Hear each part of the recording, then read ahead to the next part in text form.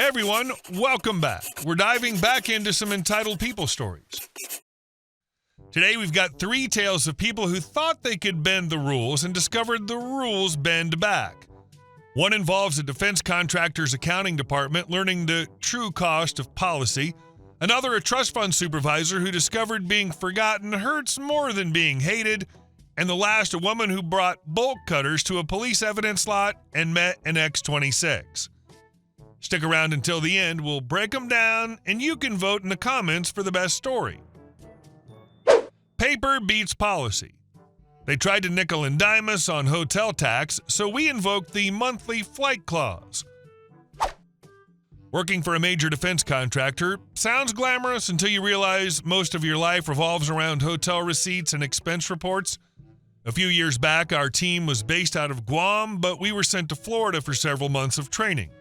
The company put us all up in long-term hotels, handed us corporate cards, and told us to keep our expense reports clean. Simple enough. A couple months in, things started getting weird. Our expense reports kept getting kicked back by the same woman in accounting. No explanation beyond vague comments like non-compliant charges and tax liability after 30 days. Meanwhile, because she was delaying approvals, late fees were stacking up on our cards. Every one of us refused to pay those. If the company's internal process caused the delay, that wasn't coming out of our pockets. Finally, someone got her on the phone. She explained very matter-of-factly that after 30 consecutive days in the same hotel, we became responsible for the daily room tax. About $13 a day, close to $400 a month. We pulled our contracts. There was nothing in there about us covering hotel tax after 30 days. What it did say very clearly was that the company would pay for one round-trip flight to our home of record each month. Up until that point, none of us had been using it. We were slammed with training schedules, 12-hour days, weekend exercises. Flying home hadn't seemed worth the hassle.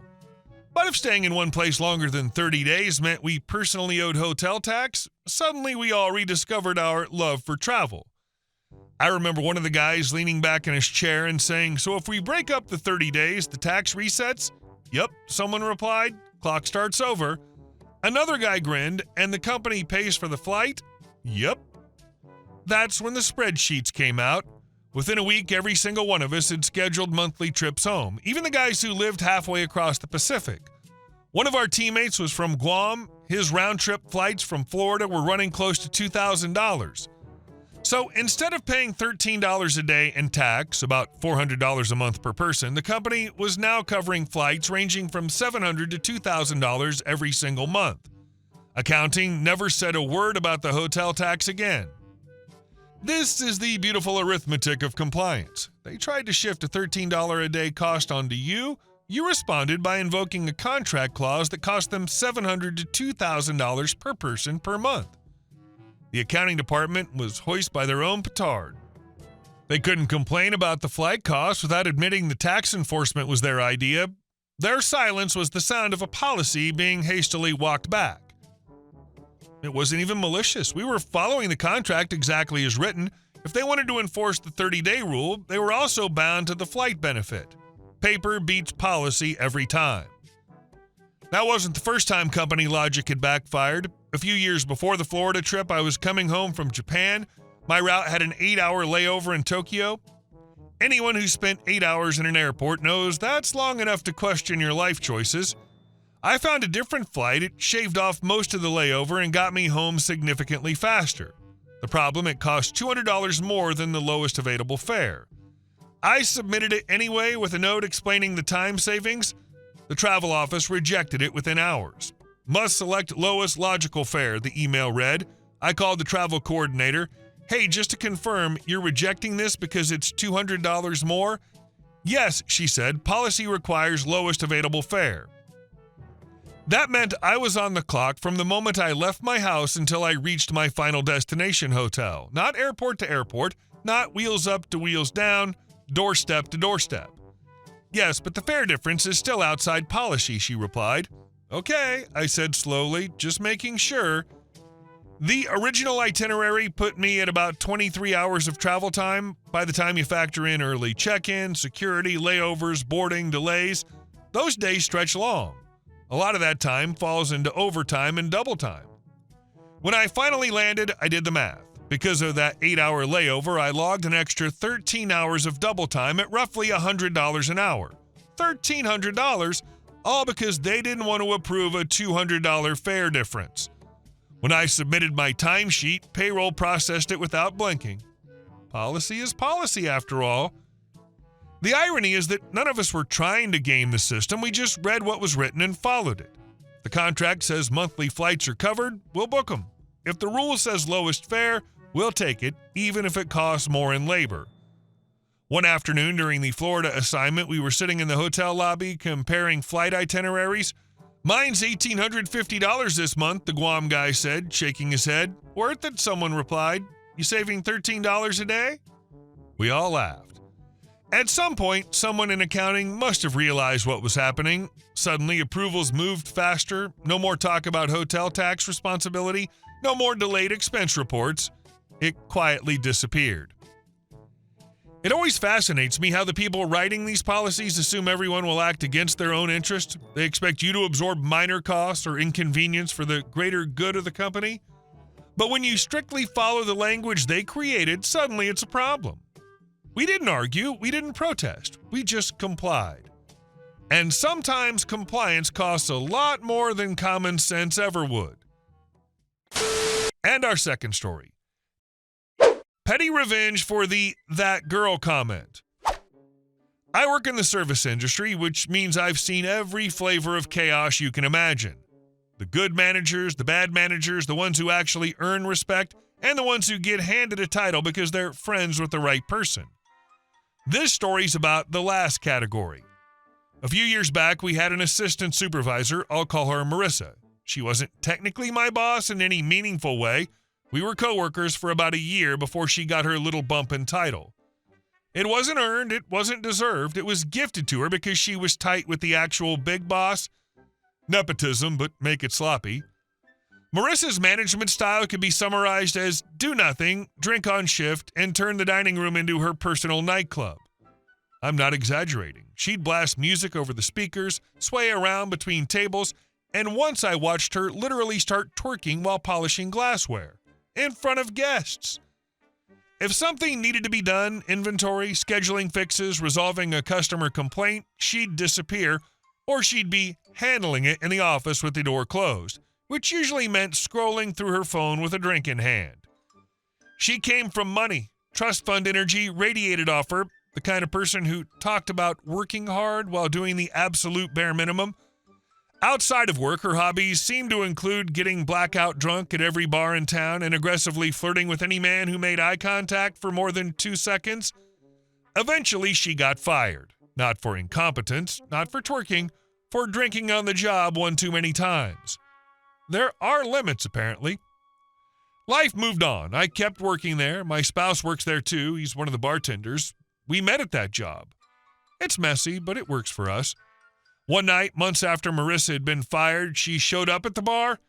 My husband told me about it later. She came in, he said casually, wiping down the counter at home like he was still on shift, sat at my bar. Of course she did, I replied.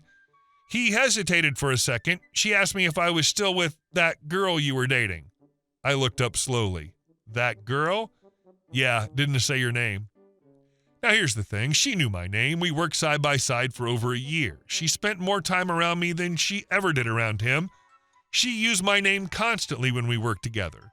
So this wasn't forgetfulness, it was intentional. That girl. Like I was some placeholder, some random. It felt small, but it stuck. Not because I was threatened, not because I thought she wanted him. It was the tone of it, the dismissiveness, the attempt to reduce me. And what Marissa craves more than oxygen is attention, recognition, being perceived. Every time I'd run into her since she was fired, she'd plaster on that sugary fake voice.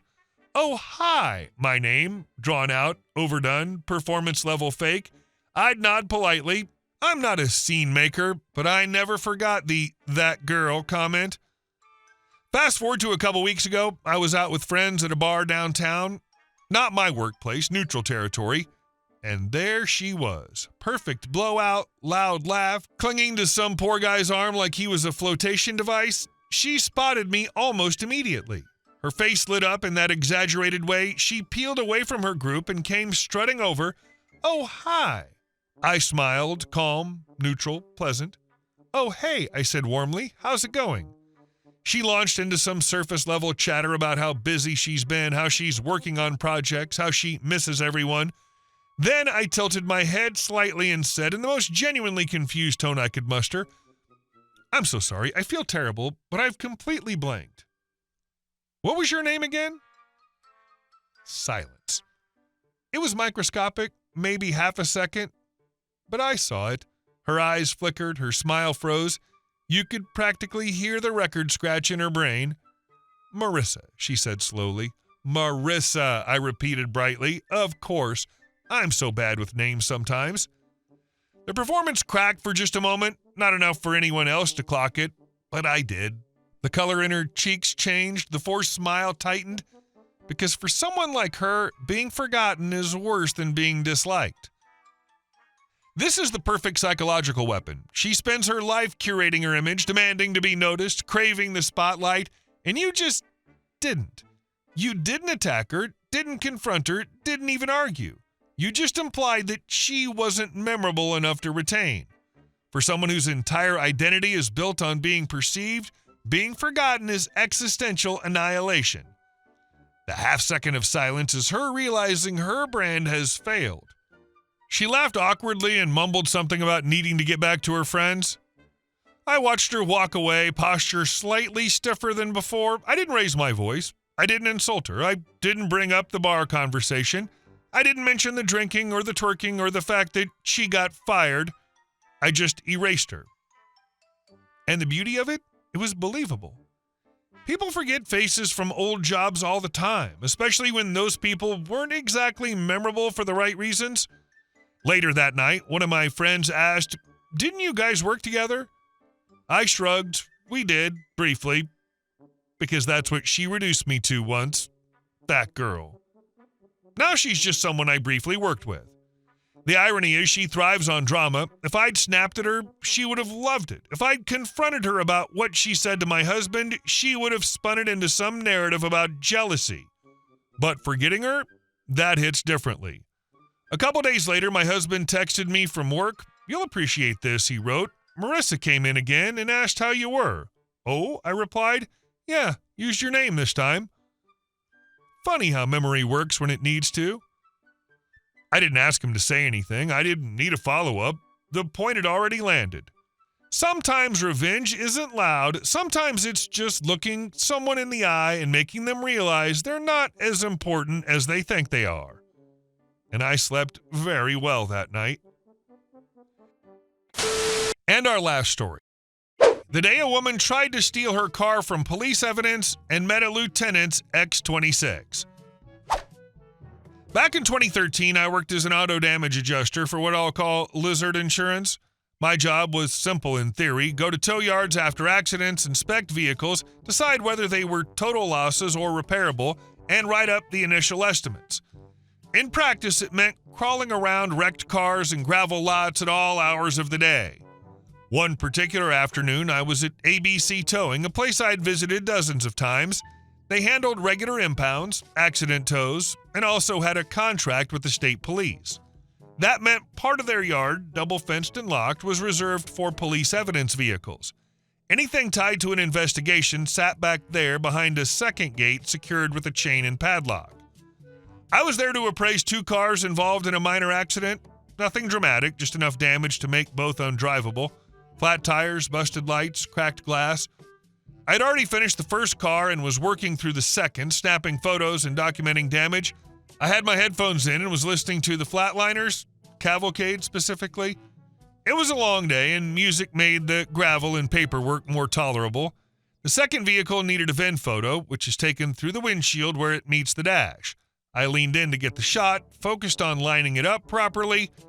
Out of the corner of my eye, I noticed the gate in the police evidence area swing open.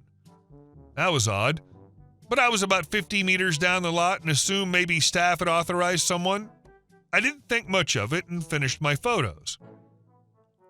Then, out of absolutely nowhere, someone yanked my headphone cords hard enough that they tore out of my ears. Excuse me? I spun around. A woman in her late 40s or early 50s stood inches from me, red-faced and furious. "Why are there two cars in front of mine so I can't get it out?" she demanded. The lot stacked vehicles 4 or 5 deep and shuffled them around with a yard truck when releasing them. That was standard.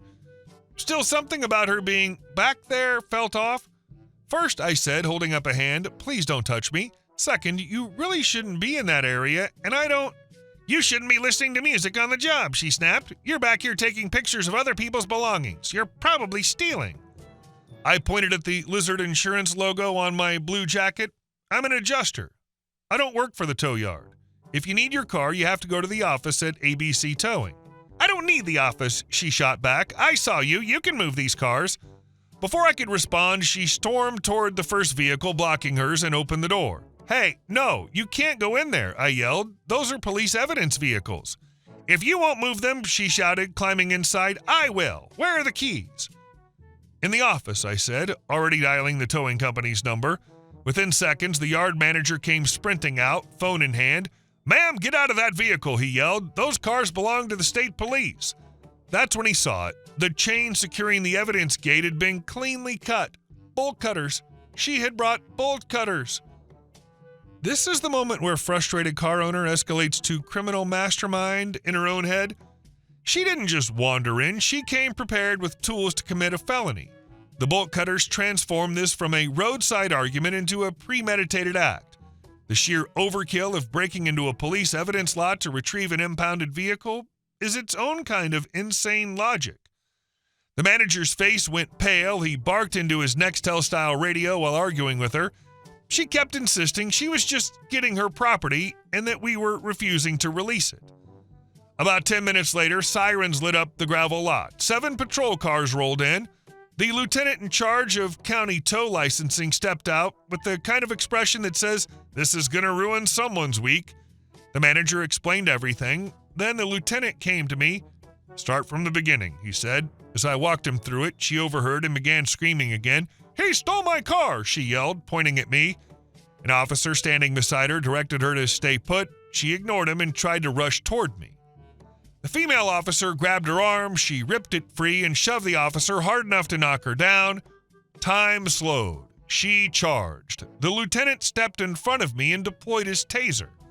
The sound was sharp and electric. She went rigid mid-stride and face-planted into the gravel, sliding slightly before coming to a stop. Officers were on her in seconds, flipping her over and cuffing her while she screamed incoherently. Later, we found out she'd walked onto the lot while I was inside earlier talking to staff. She'd been roaming around with bolt cutters in her bag until she spotted me near her car. The charges stacked up fast. Burglary, 2 counts of tampering with evidence, trespassing, assault on a police officer, assault on me, and resisting arrest. I was asked to give a formal statement. I did.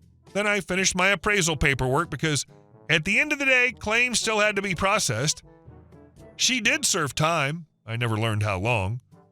Years later, life had changed a bit. I'd left insurance and ended up owning a towing company of my own. One afternoon, one of my drivers called. "Hey, boss, we've got a double-parked vehicle impound. Owner's on the way." I walked out to the lot. It was her. She stepped out of the car, looked up at me, and recognition washed over her face. The defiance was gone. No yelling, no accusations. "You," she muttered quietly. "Yep," I said. She paid the impound fee without a word. No bolt cutters this time. Let's rank the collateral damage. Story 1's weapon was scale. One accountant's petty enforcement triggered a cascade of 5-figure flight reimbursements. The OP just found the lever labeled monthly flight benefit and pulled it. The policy became exponentially more expensive than the $13 tax they were trying to dodge. That's reading comprehension with consequences. Story 2's weapon was invisibility. Marissa expected drama. She got erasure. Not hatred. That would require being important enough to hate. She got forgotten. The proof? She came back and used the OP's actual name. Not that girl. Her name. Once was enough. But Story 3 wins because of the epilogue. 7 patrol cars, felonies, assault charges, jail time. Then years later, a gravel lot, a quiet U, and an impound fee paid without argument. The defiance was gone. The entitlement had been tasered, charged, convicted, and apparently rehabilitated. That's not just revenge, that's character development. Hey guys, thank you all for watching the video. I'll see you in the next one.